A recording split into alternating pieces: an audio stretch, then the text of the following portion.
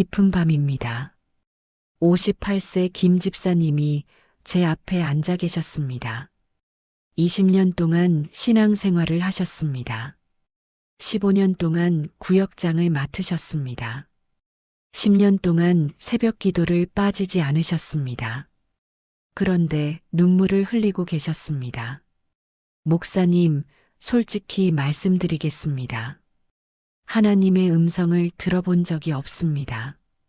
성경을 읽어도 그냥 글자입니다. 기도해도 천장에 부딪히는 것 같습니다. 저는 뭔가 잘못된 걸까요?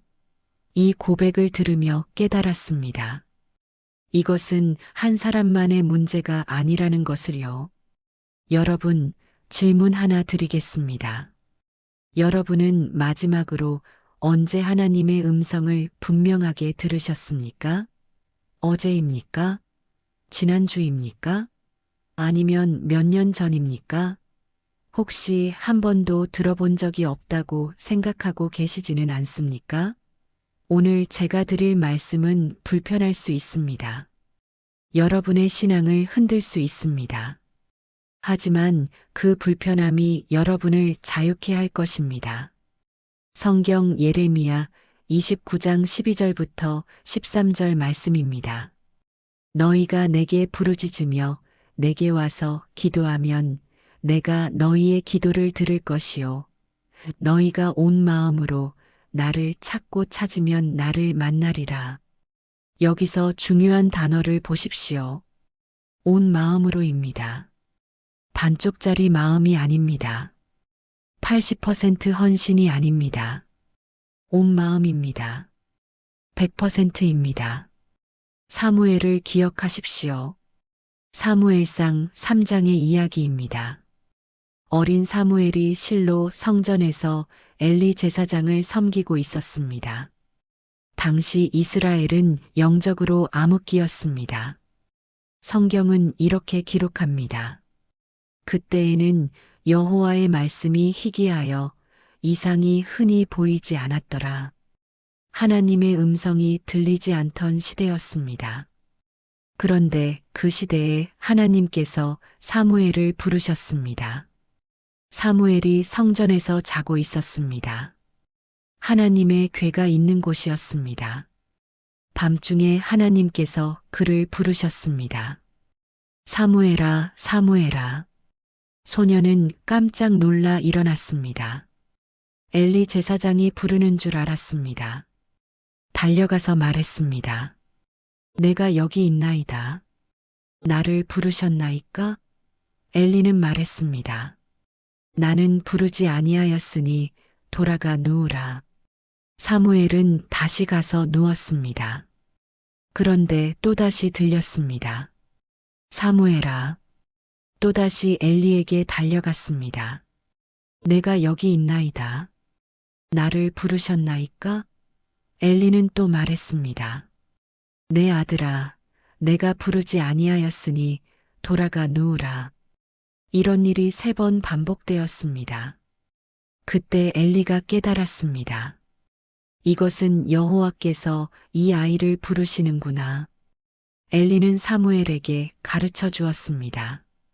가서 누웠다가 그가 너를 부르시거든 내가 말하기를 여호와여 말씀하옵소서. 주의 종이 듣겠나이다 하라. 사무엘은 그대로 했습니다. 다시 자리에 누웠습니다. 하나님께서 임하사서서 전과 같이 사무엘아 사무엘아 하고 부르시는지라. 이번에는 사무엘이 준비되어 있었습니다. 여호와여 말씀하옵소서. 주의 종이 듣겠나이다.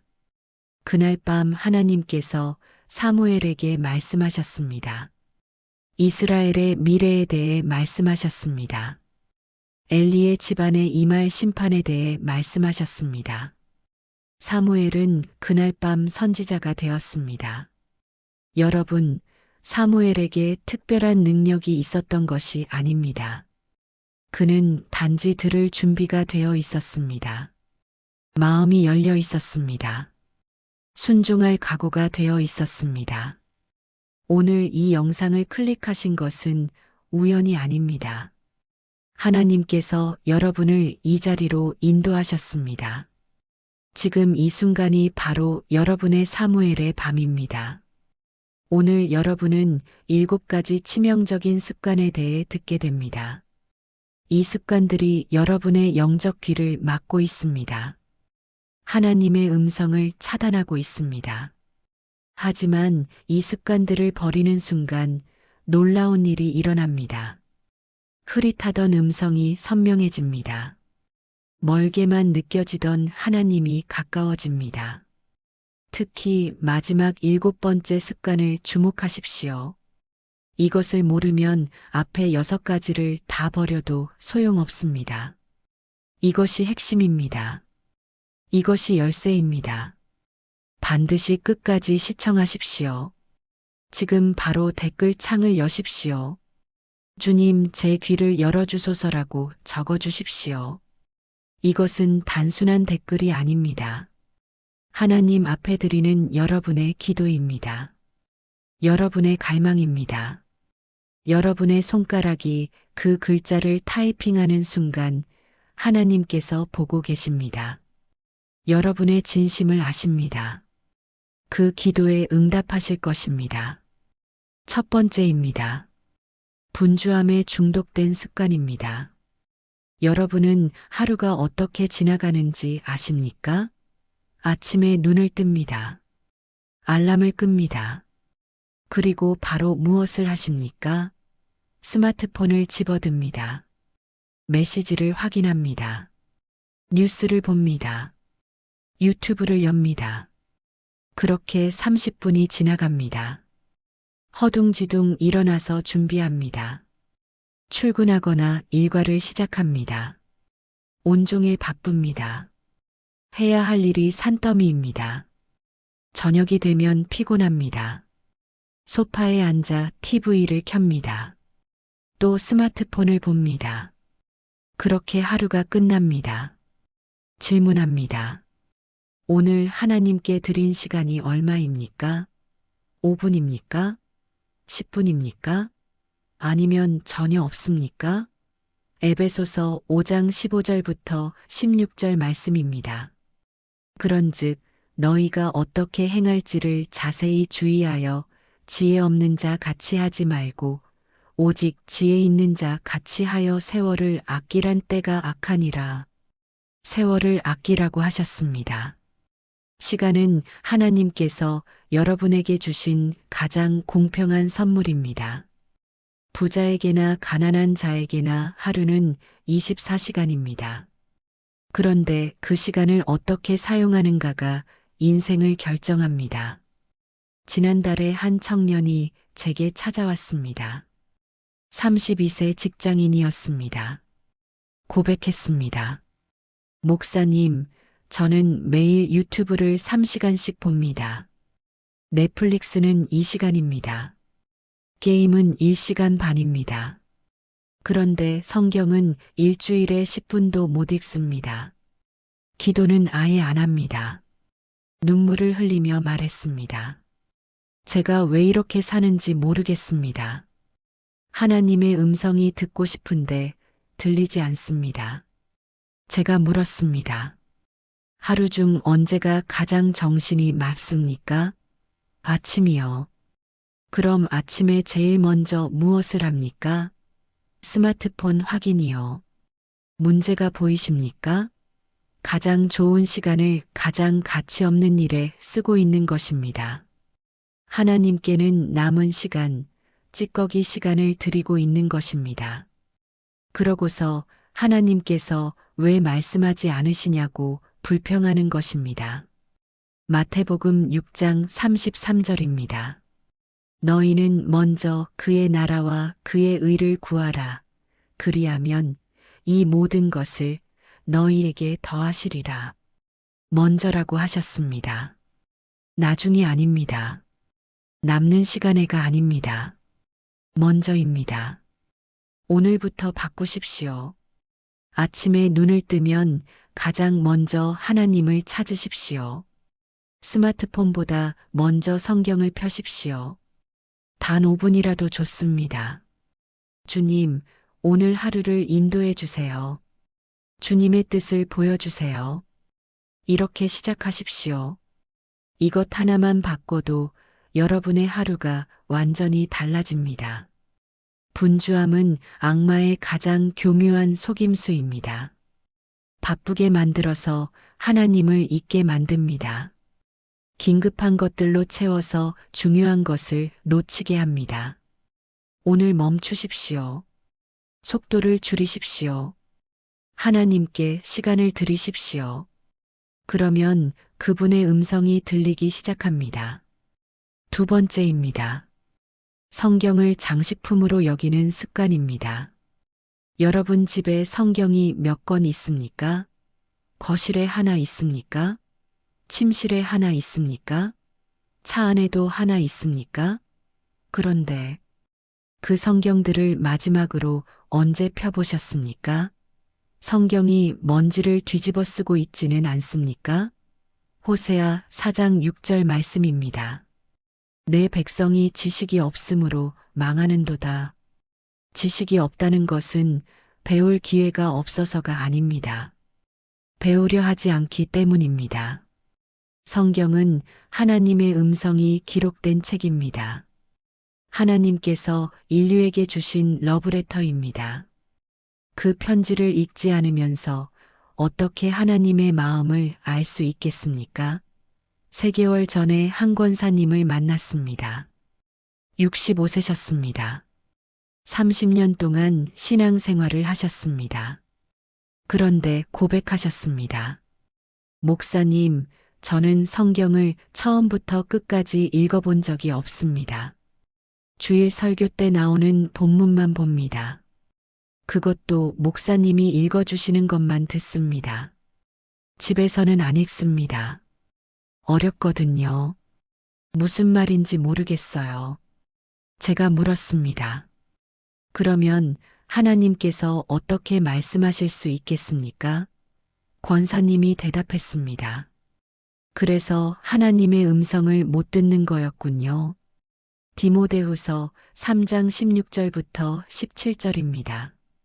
모든 성경은 하나님의 감동으로 된 것으로 교훈과 책망과 바르게 함과 의로 교육하기에 유익하니 이는 하나님의 사람으로 온전하게 하며 모든 선한 일을 행할 능력을 갖추게 하려 함이라. 성경은 그냥 좋은 책이 아닙니다.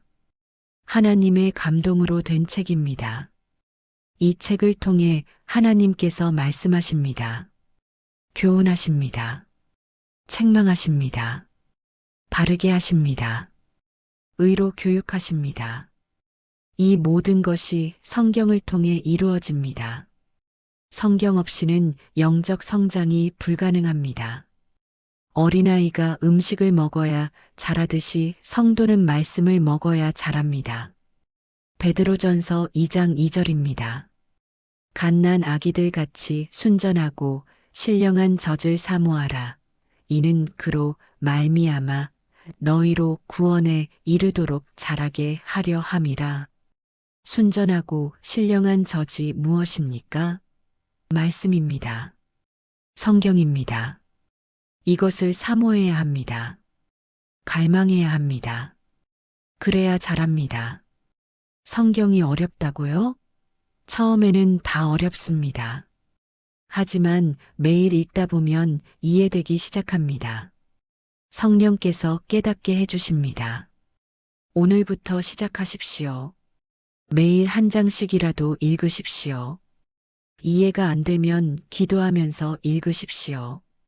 주님, 이 말씀이 무슨 뜻인지 알려주세요. 제 삶에 어떻게 적용해야 할지 가르쳐 주세요. 이렇게 기도하면 하나님께서 응답하십니다. 말씀이 살아나기 시작합니다. 여러분에게 말하기 시작합니다. 그것이 바로 하나님의 음성입니다. 세 번째입니다. 하나님께 듣기보다 하나님께 요구하는 습관입니다. 여러분의 기도를 돌아보십시오. 대부분의 시간을 무엇을 하는데 쓰십니까? 요청하는데 쓰지 않습니까? 하나님, 이것 주세요. 적어 주세요. 이 문제 해결해 주세요. 저 사람 변화시켜 주세요. 건강 주세요. 돈 주세요. 축복 주세요. 그렇게 쏟아내고 나면 아멘하고 끝냅니다.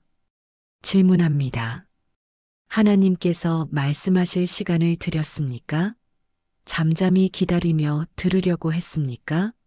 대부분은 아닙니다. 야고보서 1장 19절 말씀입니다. 내 사랑하는 형제들아 너희가 알지니 사람마다 듣기는 속히 하고 말하기는 더디하며 성내기도 더디하라. 듣기는 속히 하고 말하기는 더디하라고 하셨습니다. 그런데 우리는 반대로 합니다. 말하기는 속히 하고 듣기는 더디합니다. 아니 아예 듣지 않습니다. 2주 전에 한 집사님이 상담을 요청하셨습니다. 47세 사업가셨습니다. 사업이 어려워서 매일 기도하신다고 했습니다. 새벽 기도도 나가십니다. 철야 기도도 하십니다. 그런데 응답이 없다고 하셨습니다. 제가 물었습니다. 기도할 때 하나님께 무엇을 말씀드립니까? 사업이 잘 되게 해달라고 합니다. 돈을 벌게 해달라고 합니다. 빚을 갚게 해달라고 합니다. 그 외에는요? 그게 다입니다. 혹시 하나님께서 뭐라고 말씀하시는지 들으려고 한 적은 있습니까? 집사님이 잠시 멈추셨습니다. 그런 생각은 해본 적이 없습니다. 여기에 문제가 있습니다. 기도는 일방통행이 아닙니다. 하나님께 말만 하고 끝나는 것이 아닙니다. 기도는 대화입니다. 말하고 듣는 것입니다. 사무엘을 다시 보십시오. 사무엘이 뭐라고 했습니까? 여호와여 말씀하옵소서 주의 종이 듣겠나이다. 순서를 보십시오. 하나님이 먼저 말씀하시고 자기가 듣겠다고 했습니다. 우리는 반대입니다. 자기가 먼저 말하고 하나님이 들으시기를 바랍니다. 시편 46편 10절입니다. 이르시기를 너희는 가만히 있어 내가 하나님 됨을 알지어다. 가만히 있으라고 하셨습니다. 멈추라는 것입니다. 조용히 하라는 것입니다. 그래야 하나님의 음성이 들립니다. 오늘부터 기도 방법을 바꾸십시오. 기도 시간의 절반은 말하는 데 쓰고 절반은 듣는 데 쓰십시오. 요청하고 나서 잠잠히 기다리십시오. 하나님께서 무엇을 말씀하시는지 귀를 기울이십시오. 처음에는 아무것도 들리지 않을 수 있습니다. 괜찮습니다. 계속 기다리십시오. 훈련이 필요합니다. 영적 귀를 여는 것은 시간이 걸립니다. 하지만 포기하지 마십시오. 계속하면 반드시 들리기 시작합니다. 네 번째입니다. 불순종을 습관화한 삶입니다. 여러분은 하나님의 음성을 정말 듣고 싶습니까? 그렇다면 질문합니다. 하나님께서 이미 말씀하신 것을 순종하고 계십니까? 성경에 분명히 기록된 명령들을 지키고 계십니까? 11조 드리라고 하셨습니다. 드리고 계십니까? 주의를 거룩히 지키라고 하셨습니다. 지키고 계십니까? 원수를 사랑하라고 하셨습니다. 사랑하고 계십니까? 용서하라고 하셨습니다. 용서하고 계십니까? 이미 주신 말씀도 순종하지 않으면서 새로운 음성을 듣고 싶다는 것은 모순입니다. 요한복음 14장 21절 말씀입니다. 나의 계명을 지키는 자라야 나를 사랑하는 자니 나를 사랑하는 자는 내 아버지께 사랑을 받을 것이요 나도 그를 사랑하여 그에게 나를 나타내리라. 계명을 지키는 자에게 주님께서 자신을 나타내신다고 하셨습니다. 순종하는 자에게 더 많이 보여주신다는 것입니다. 불순종하는 자에게는 보여주실 이유가 없습니다. 지난주에 한 청년 자매가 찾아왔습니다. 28세였습니다. 회사원이었습니다. 고민을 털어놓았습니다. 목사님, 저는 하나님의 음성을 듣고 싶습니다. 제 진로에 대해 알고 싶습니다. 결혼에 대해 알고 싶습니다. 미래에 대해 알고 싶습니다. 그런데 하나님께서 아무 말씀도 안 하세요. 제가 물었습니다. 혹시 하나님께서 이미 말씀하신 것 중에 순종하지 않은 것이 있습니까? 자매가 고개를 숙였습니다. 사실 동거하는 남자친구가 있습니다. 결혼은 안 했지만 같이 살고 있습니다. 이게 잘못된 건 압니다. 성경에도 음행하지 말라고 나와 있는 거 압니다. 그런데 경제적으로 어려워서요. 집값도 비싸고요. 그래서 어쩔 수 없이요. 여기에 문제가 있습니다. 이미 알고 있는 하나님의 뜻을 어기면서 새로운 인도하심을 구하는 것입니다. 하나님께서 왜 말씀하시겠습니까? 이미 말씀하신 것도 안 듣는데요. 사무엘상 15장 22절입니다. 순종이 제사보다 낫고 듣는 것이 순양의 기름보다 나으니 순종이 제사보다 낫다고 하셨습니다. 아무리 열심히 기도하고 예배드려도 불순종하면 소용없습니다.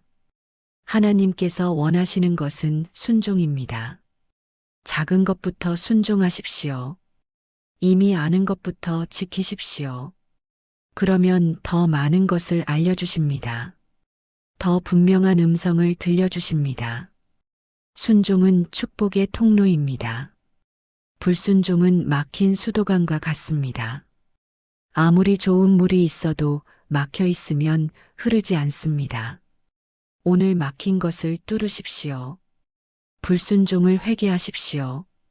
순종을 시작하십시오. 그러면 하나님의 음성이 흘러들어오기 시작합니다. 5번째입니다. 과거의 죄책감에 사로잡힌 습관입니다. 여러분 중에 이런 생각을 하시는 분이 계십니까? 나는 너무 많은 죄를 지었어. 나는 하나님께 버림받았어. 나 같은 사람에게 하나님이 말씀하실 리가 없어. 나는 자격이 없어. 이것은 사탄의 거짓말입니다. 악마가 여러분을 묶어두려는 사슬입니다. 요한일서 1장 9절 말씀입니다. 만일 우리가 우리 죄를 자백하면 그는 미쁘시고 의로우사 우리 죄를 사하시며 우리를 모든 불의에서 깨끗하게 하실 것이요. 죄를 자백하면 사하신다고 하셨습니다. 조건이 하나입니다. 자백하는 것입니다. 숨기지 말고 고백하는 것입니다. 4년 전에 한 장로님을 만났습니다. 70세셨습니다. 50년 동안 신앙생활을 하셨습니다. 그런데 마음에 평안이 없다고 하셨습니다. 기도에도 막힌 것 같다고 하셨습니다. 제가 물었습니다. 혹시 회개하지 못한 죄가 있습니까? 장로님이 한참을 침묵하셨습니다. 그리고 고백하셨습니다. 30년 전 일입니다. 사업할 때 직원 한 분을 부당하게 해고했습니다. 그분은 억울해했습니다. 가족을 부양해야 하는데 일자리를 잃었습니다. 저는 제 이익만 생각했습니다. 그 일이 30년 동안 마음에 걸렸습니다. 회개는 했습니다. 하나님께 용서를 구했습니다. 그런데 그분께 사과하지는 못했습니다. 창피하고 무섭고 두려웠습니다. 그래서 그냥 묻어두었습니다. 하지만 30년이 지나도 마음이 편하지 않습니다. 기도할 때마다 그 일이 떠오릅니다. 제가 말씀드렸습니다. 그 직원분을 찾아가십시오. 사과하십시오. 잘못을 인정하십시오. 가능하다면 보상하십시오. 그래야 완전한 회개가 됩니다. 장로님은 그렇게 하셨습니다. 수소문 끝에 그분을 찾았습니다. 찾아가서 무릎 꿇고 사과했습니다. 30년 전 일을 고백했습니다. 용서를 구했습니다. 그리고 보상금을 드렸습니다. 그분은 놀라워했습니다. 그리고 용서해 주셨습니다. 장로님은 그날 밤 50년 만에 가장 깊은 평안을 경험했다고 하셨습니다. 기도할 때 막혔던 것이 뚫렸다고 하셨습니다. 하나님의 음성이 들리기 시작했다고 하셨습니다. 다윗을 보십시오. 다윗은 간음했습니다. 밧세바와 동침했습니다. 그리고 그 죄를 덮으려고 살인까지 저질렀습니다. 우리아를 전쟁터 최전방에 보내 죽게 만들었습니다. 끔찍한 죄였습니다. 하지만 나단 선지자의 책망을 들었을 때 다윗은 즉시 회개했습니다. 시편 51편이 그 회개의 기도입니다. 하나님이여 주의 인자를 따라 내게 은혜를 베푸시며 주의 많은 긍휼을 따라 내 죄악을 지워주소서. 나의 죄악을 말갛게 씻으시며 나의 죄를 깨끗이 제하소서. 다윗은 숨기지 않았습니다. 변명하지 않았습니다. 완전히 고백했습니다. 철저히 회개했습니다. 하나님은 다윗을 용서하셨습니다. 내 마음에 합한 자라고 부르셨습니다. 여러분, 과거에 묶여있지 마십시오. 죄책감이 여러분을 짓누르게 하지 마십시오. 예수님의 십자가가 모든 죄를 덮었습니다. 그 피가 여러분을 깨끗하게 했습니다. 이제 자유합니다.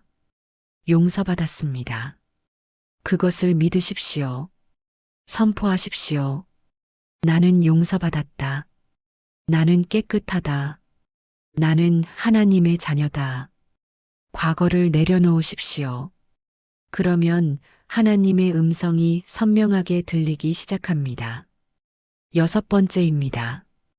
영적 게으름에 빠진 습관입니다. 신앙생활을 버릇처럼 하고 계시지는 않습니까? 주일마다 교회에 갑니다. 그런데 습관이어서 갑니다.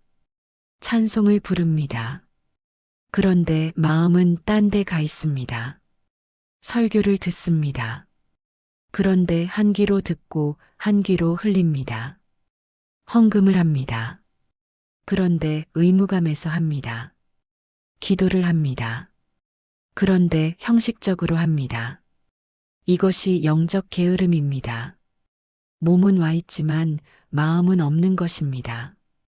히브리서 6장 12절 말씀입니다. 게으르지 아니하고 믿음과 오래 참음으로 말미암아 약속들을 기업으로 받는 자들을 본받는 자 되게 하려는 것이니라. 게으르지 말라고 하셨습니다. 영적으로 깨어 있으라는 것입니다. 6개월 전에 한 집사님이 고백하셨습니다. 55세 여집사님이셨습니다. 25년 동안 교회를 다니셨습니다. 목사님, 솔직히 말씀드릴게요. 저는 주일날 교회 오는 게 지겹습니다. 매주 똑같은 일이 반복됩니다. 찬송 부르고 설교 듣고 헌금하고 집에 갑니다. 25년 동안 똑같았습니다. 처음에는 은혜였습니다. 감격이었습니다. 그런데 이제는 루틴입니다. 습관입니다. 의무입니다. 하나님의 임재도 느껴지지 않습니다. 감동도 없습니다. 그냥 다닐 뿐입니다. 제가 물었습니다. 집사님은 예배 전에 어떻게 준비하십니까? 준비요? 특별히 준비하지 않는데요. 그냥 옵니다. 설교 본문을 미리 읽어보십니까? 아니요. 찬양을 미리 들어보십니까? 아니요. 기도는 하십니까? 형식적으로 하긴 하는데요. 여기에 문제가 있습니다. 준비 없이 오는 것입니다. 마음의 준비가 안 되어 있는 것입니다. 시편 100편 4절입니다. 감사함으로 그의 문에 들어가며 찬송함으로 그의 궁정에 들어가서 그에게 감사하며 그의 이름을 송축할지어다. 감사함으로 들어가라고 하셨습니다. 찬송함으로 들어가라고 하셨습니다. 태도가 중요합니다. 마음의 자세가 중요합니다. 예배는 하나님을 만나는 시간입니다. 전능하신 창조주를 대면하는 자리입니다. 이것을 가볍게 여겨서는 안 됩니다. 오늘부터 바꾸십시오. 예배 전에 준비하십시오. 토요일 저녁에 내일 설교 본문을 읽으십시오. 찬양을 미리 들으십시오. 마음을 준비하십시오. 주일 아침 일찍 일어나 기도하십시오. 주님, 오늘 예배를 통해 제게 말씀해 주세요. 제 마음을 여십시오. 이렇게 준비하고 가십시오. 그러면 같은 예배인데도 다르게 경험됩니다. 하나님의 임재가 느껴집니다. 말씀이 살아서 다가옵니다. 찬양이 감동이 됩니다. 영적 게으름을 떨쳐버리십시오.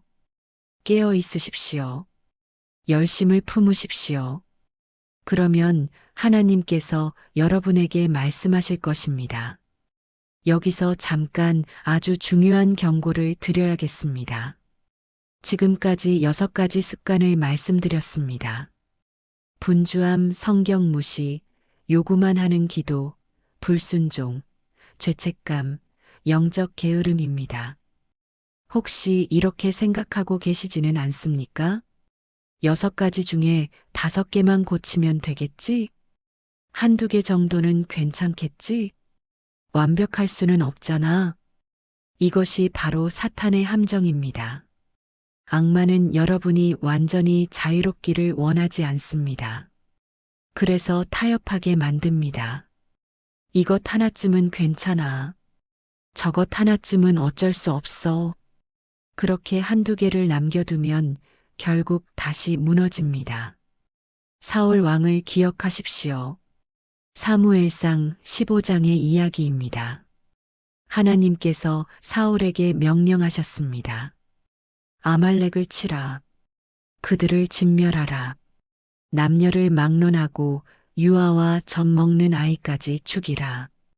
우양과 낙타와 나귀를 죽이라. 모든 것을 남기지 말라. 명령은 명확했습니다. 전부 다 멸하라는 것이었습니다. 그런데 사울은 어떻게 했습니까? 아말렉 왕 아각을 사로잡았습니다. 죽이지 않고 살려두었습니다. 양과 소 중에서 가장 좋은 것들을 남겨두었습니다. 하나님의 명령을 부분적으로만 순종한 것입니다. 99% 순종하고 1% 불순종한 것입니다. 사무엘이 찾아왔습니다. 사울은 자랑스럽게 말했습니다. 내가 여호와의 명령을 행하였나이다. 정말 그렇습니까? 사무엘이 물었습니다. 그러면 내 귀에 들리는 이 양의 소리와 내게 들리는 소의 소리는 어찌 됨이니까? 들켰습니다. 사울은 변명했습니다. 아말렉 사람에게서 끌어온 것인데 백성이 여호와 당신의 하나님께 제사하려 하여 양과 소의 가장 좋은 것을 남김이요. 그 외의 것은 우리가 진멸하였나이다. 좋은 목적을 위해서였다는 변명입니다. 제사 드리려고 남겨둔 것이라는 핑계입니다. 하지만 사무엘의 대답은 단호했습니다. 여호와께서 번제와 다른 제사를 그의 목소리를 청종하는 것을 좋아하심 같이 좋아하시겠나이까? 순종이 제사보다 낫고 듣는 것이 순양의 기름보다 나으니 이는 거역하는 것은 점치는 죄와 같고 완고한 것은 사신 우상에게 절하는 죄와 같음이라. 왕이 여호와의 말씀을 버렸으므로 여호와께서도 왕을 버려 왕이 되지 못하게 하셨나이다. 부분적 순종은 불순종입니다. 99% 순종은 0%와 같습니다. 사울은 결국 왕위를 잃었습니다. 하나님께 버림받았습니다. 비참한 최후를 맞았습니다. 이제 다윗을 보십시오. 다윗도 죄를 지었습니다. 사울보다 더 큰 죄를 지었다고 볼 수도 있습니다. 간음했습니다. 살인을 명령했습니다. 그런데 다윗은 달랐습니다. 나단 선지자가 책망했을 때 즉시 인정했습니다. 내가 여호와께 죄를 범하였노라. 변명이 없었습니다. 핑계가 없었습니다. 타협이 없었습니다. 완전한 회개였습니다. 철저한 회개였습니다. 그래서 하나님은 다윗을 용서하셨습니다. 내 마음에 합한 자라고 부르셨습니다. 여러분은 사울이 되시겠습니까? 다윗이 되시겠습니까? 타협하지 마십시오. 이것 하나 정도는 괜찮아 하지 마십시오. 완전한 순종을 하십시오. 전부를 드리십시오. 반쪽짜리 헌신은 헌신이 아닙니다. 80% 순종은 순종이 아닙니다. 하나님은 100%를 원하십니다. 온 마음을 원하십니다. 지금 마음속에 숨겨둔 습관이 있다면 오늘 내려놓으십시오. 내일이 아닙니다. 지금입니다. 주님 앞에 모두 내려놓으십시오. 완전히 항복하십시오. 그러면 주님께서 여러분을 완전히 채우실 것입니다. 다시 본론으로 돌아가겠습니다. 이제 마지막 7번째입니다. 이것이 가장 중요합니다. 이것을 모르면 앞에 6가지를 다 고쳐도 소용없습니다.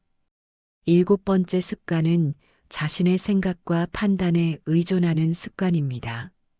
여러분은 결정을 내릴 때 어떻게 하십니까? 먼저 자기 생각을 합니다. 이것이 맞는 것 같아. 저것이 좋을 것 같아.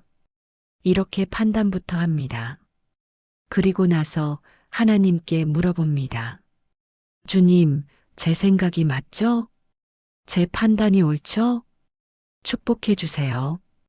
이것은 하나님께 묻는 것이 아닙니다. 하나님께 확인받으려는 것입니다. 이미 결정해 놓고 도장만 받으려는 것입니다. 잠언 3장 5절부터 6절 말씀입니다. 너는 마음을 다하여 여호와를 신뢰하고 내 명철을 의지하지 말라. 너는 범사에 그를 인정하라.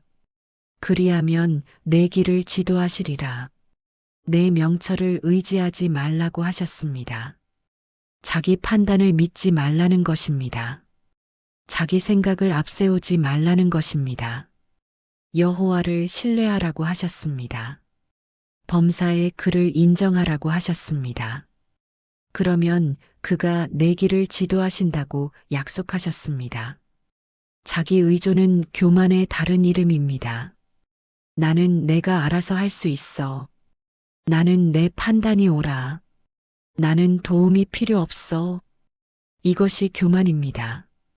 이것이 하나님을 밀어내는 것입니다. 1년 전에 한 청년이 찾아왔습니다. 35세 IT 회사 직원이었습니다. 이직을 고민하고 있었습니다. A 회사에서 제안이 왔습니다. 연봉이 2배였습니다.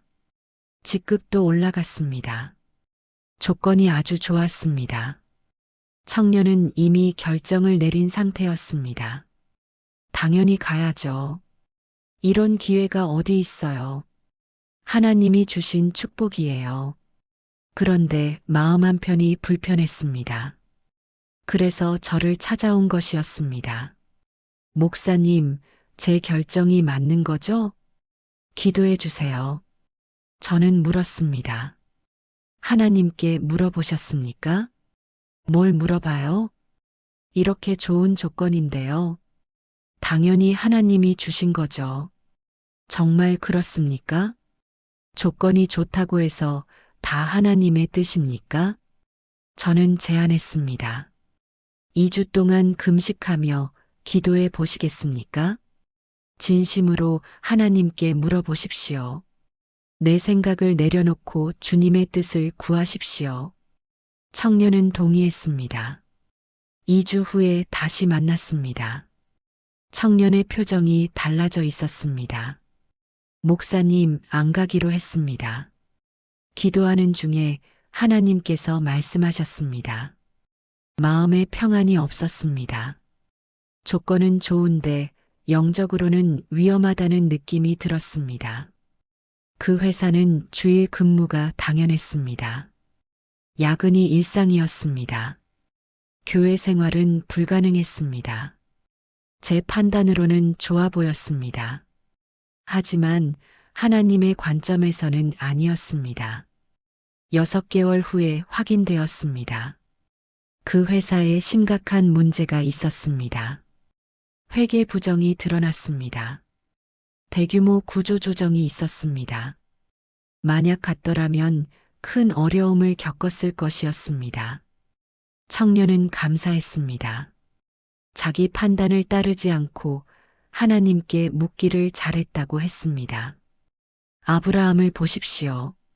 창세기 12장의 이야기입니다. 하나님께서 아브라함에게 말씀하셨습니다. 너는 너의 고향과 친척과 아버지의 집을 떠나 내가 내게 보여줄 땅으로 가라. 목적지를 알려주지 않으셨습니다. 지도를 주지 않으셨습니다. 구체적인 계획을 말씀하지 않으셨습니다. 그냥 떠나라고만 하셨습니다. 아브라함의 입장에서 생각해 보십시오. 75세였습니다. 편안한 삶을 살고 있었습니다. 가족이 있었습니다. 재산이 있었습니다. 그런데 어디로 가는지도 모르고 떠나라는 것입니다. 인간적으로 말이 됩니까? 논리적으로 맞습니까? 상식적으로 가능합니까? 자기 판단으로는 불가능했습니다. 하지만 아브라함은 순종했습니다. 이같이 아브라함이 여호와의 말씀을 따라갔고 자기 생각을 내려놓았습니다. 자기 판단을 포기했습니다. 하나님을 신뢰했습니다. 그 결과 어떻게 되었습니까? 믿음의 조상이 되었습니다. 복의 근원이 되었습니다. 온 민족이 그를 통해 축복받았습니다. 모든 것이 하나님의 계획 안에 있었습니다. 아브라함이 볼 수 없었던 것을 하나님은 보고 계셨습니다. 아브라함이 알 수 없었던 것을 하나님은 알고 계셨습니다. 그래서 신뢰해야 하는 것입니다. 여러분의 삶도 마찬가지입니다. 여러분이 볼 수 없는 것을 하나님은 보십니다. 여러분이 알 수 없는 것을 하나님은 아십니다. 미래를 아십니다. 결과를 아십니다. 최선을 아십니다. 그러니 그분을 신뢰해야 합니다. 자기 판단에 의존하지 말아야 합니다. 이사야 55장 8절부터 9절입니다. 이는 내 생각이 너희의 생각과 다르며 내 길은 너희의 길과 다름이니라. 여호와의 말씀이니라. 이는 하늘이 땅보다 높음같이 내 길은 너희의 길보다 높으며 내 생각은 너희의 생각보다 높음이니라. 하나님의 생각은 우리의 생각보다 높습니다. 하나님의 길은 우리의 길보다 높습니다. 우리가 이해할 수 없는 것도 많습니다. 우리가 납득할 수 없는 것도 많습니다. 그럼에도 불구하고 신뢰해야 합니다. 요셉을 보십시오. 창세기 37장부터 50장까지의 이야기입니다. 요셉은 아버지의 사랑을 받는 아들이었습니다. 형들의 시기를 받았습니다. 17세 때 형들에게 팔려 노예가 되었습니다. 애굽에 끌려갔습니다. 보디발의 집에서 종이 되었습니다. 억울한 누명을 쓰고 감옥에 갇혔습니다. 13년 동안 감옥에 있었습니다. 30세가 될 때까지 고통의 시간이었습니다. 인간적으로 생각하면 완전히 망한 인생입니다. 왜 하나님은 이런 일을 허락하셨을까요? 요셉이 무슨 죄를 지었습니까? 요셉은 의롭게 살았습니다. 성실했습니다. 충성했습니다. 그런데 왜 이런 고난을 당해야 했습니까? 요셉도 이해할 수 없었을 것입니다. 하지만 요셉은 원망하지 않았습니다. 불평하지 않았습니다. 하나님을 신뢰했습니다. 보디발의 집에서도 최선을 다했습니다. 감옥에서도 충성했습니다. 맡겨진 일에 성실했습니다. 그리고 때가 되었습니다. 30세에 바로의 꿈을 해석할 기회가 왔습니다. 총리가 되었습니다. 애굽의 2인자가 되었습니다. 7년의 풍년과 7년의 흉년을 대비했습니다. 그리고 흉년 때 형들이 찾아왔습니다. 곡식을 구하러 왔습니다. 형들은 요셉을 알아보지 못했습니다. 하지만 요셉은 형들을 알아보았습니다. 이 순간 요셉은 무엇을 했습니까? 복수할 수 있었습니다. 권력이 있었습니다. 형들을 죽일 수도 있었습니다. 하지만 요셉은 용서했습니다. 울면서 형들을 끌어안았습니다. 그리고 말했습니다. 창세기 50장 20절입니다. 당신들은 나를 해하려 하였으나 하나님은 그것을 선으로 바꾸사 오늘과 같이 많은 백성의 생명을 구원하게 하시려 하셨나니 요셉은 깨달았습니다. 모든 것이 하나님의 계획이었다는 것을요. 노예로 팔린 것도요. 감옥에 간 것도요. 총리가 된 것도요. 모두 연결되어 있었습니다.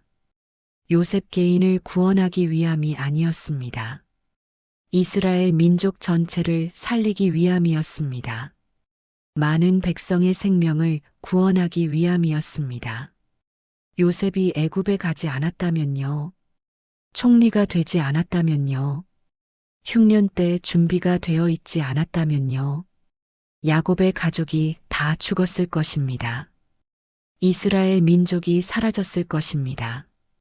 구원의 역사가 끊어졌을 것입니다. 하지만 하나님은 모든 것을 아셨습니다. 계획하셨습니다. 준비하셨습니다. 요셉의 고난까지도 사용하셨습니다. 여러분의 삶도 마찬가지입니다. 지금 이해되지 않는 일이 있습니까? 왜 이런 일이 일어나는지 모르겠습니까? 하나님이 어디 계신지 의심됩니까? 괜찮습니다. 모든 것이 하나님의 계획 안에 있습니다. 지금은 볼 수 없지만 나중에 보게 됩니다. 지금은 이해할 수 없지만 나중에 이해하게 됩니다. 그러니 자기 판단에 의존하지 마십시오. 하나님을 신뢰하십시오. 그분의 인도하심을 따르십시오. 그분의 음성을 들으십시오. 자기 의존을 버리는 것이 하나님의 음성을 듣는 가장 중요한 열쇠입니다. 내가 주인 되려고 하면 하나님의 음성은 들리지 않습니다. 그분을 주인으로 모셔야 합니다. 그래야 그분의 음성이 들립니다. 이제 7가지 습관을 모두 살펴보았습니다. 분주함에 중독된 습관입니다. 성경을 장식품으로 여기는 습관입니다. 하나님께 듣기보다 요구하는 습관입니다. 불순종을 습관화한 삶입니다. 과거의 죄책감에 사로잡힌 습관입니다. 영적 게으름에 빠진 습관입니다. 자신의 생각과 판단에 의존하는 습관입니다. 이 7가지가 여러분의 영적 귀를 막고 있었습니다.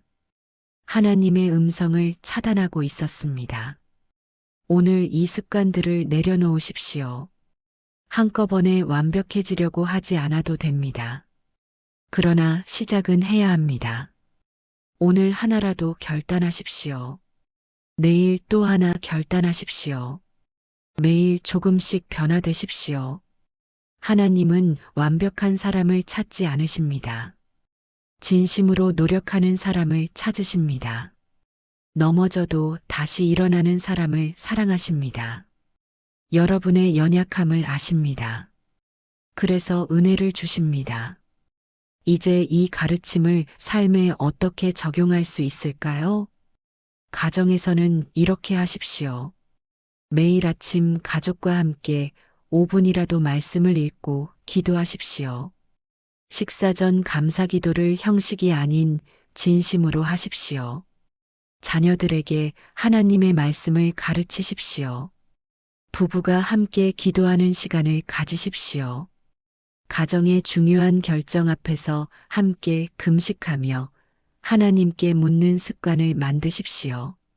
직장에서는 이렇게 하십시오. 출근하면서 하나님께 이 하루를 맡기는 기도를 하십시오. 점심시간에 5분이라도 조용한 곳에서 말씀을 묵상하십시오. 동료들과의 관계에서 용서와 사랑을 실천하십시오. 정직과 성실로 맡겨진 일에 충성하십시오. 어려운 결정 앞에서 자기 유익보다 하나님의 뜻을 구하십시오. 교회 생활에서는 이렇게 하십시오. 예배 전에 반드시 설교 본문을 미리 읽고 오십시오. 예배 30분 전에 도착해서 마음을 준비하십시오. 찬양할 때 가사의 의미를 생각하며 진심으로 부르십시오. 설교를 들을 때 메모하며 적용점을 찾으십시오. 예배 후에는 은혜 받은 내용을 나누고 서로 기도해 주십시오. 개인 경건 생활에서는 이렇게 하십시오. 매일 같은 시간, 같은 장소에서 경건의 시간을 가지십시오. 성경 읽기는 분량보다 깊이 있게 묵상하십시오. 기도 시간의 절반은 하나님께 말하고 절반은 듣는 데 사용하십시오. 기도 제목을 적어두고 응답을 기록하십시오. 금식 기도를 정기적으로 하십시오. 다른 분들의 사례를 보십시오. 김 집사님은 20년 동안 새벽 기도를 다녔지만 형식적이었습니다. 그런데 이 7가지 습관을 버리기로 결단했습니다. 매일 아침 스마트폰보다 성경을 먼저 폈습니다. 기도할 때 요구만 하지 않고 하나님의 음성을 기다렸습니다. 3개월 후 간증했습니다. 하나님의 음성이 들리기 시작했다고요. 말씀이 살아서 다가온다고요. 박 권사님은 30년 동안 신앙생활을 했지만 성경을 멀리 했습니다. 매일 성경 한 장씩 읽기 시작했습니다. 이해 안 되는 부분은 기도하며 읽었습니다. 6개월 후 성경 전체를 읽었습니다. 하나님께서 성경을 통해 말씀하신다는 것을 경험했습니다.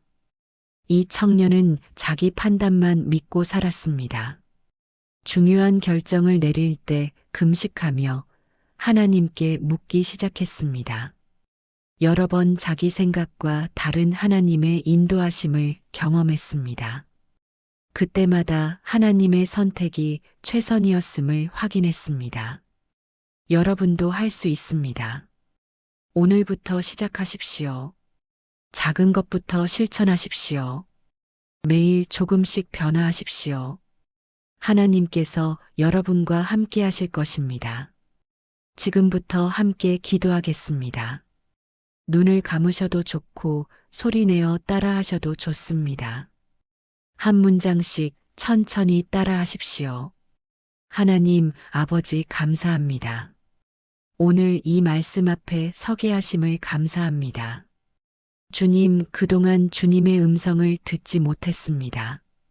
제 안에 있는 나쁜 습관들 때문이었습니다. 분주함에 중독되어 살았습니다. 용서하여 주십시오. 성경을 멀리 했습니다. 용서하여 주십시오. 기도할 때 요구만 했습니다. 용서하여 주십시오. 불순종하며 살았습니다. 용서하여 주십시오. 죄책감에 사로잡혀 있었습니다. 용서하여 주십시오. 영적으로 게을렀습니다. 용서하여 주십시오. 제 생각에 의존했습니다. 용서하여 주십시오. 주님, 이제 이 모든 습관을 내려놓습니다. 제 마음을 깨끗하게 하여 주십시오. 제 귀를 열어 주십시오. 주님의 음성을 듣기 원합니다. 주님의 인도하심을 따르기 원합니다. 오늘부터 새롭게 시작합니다. 매일 주님을 먼저 찾겠습니다. 말씀을 사랑하겠습니다. 기도하며 듣겠습니다. 순종하겠습니다. 과거를 내려놓겠습니다.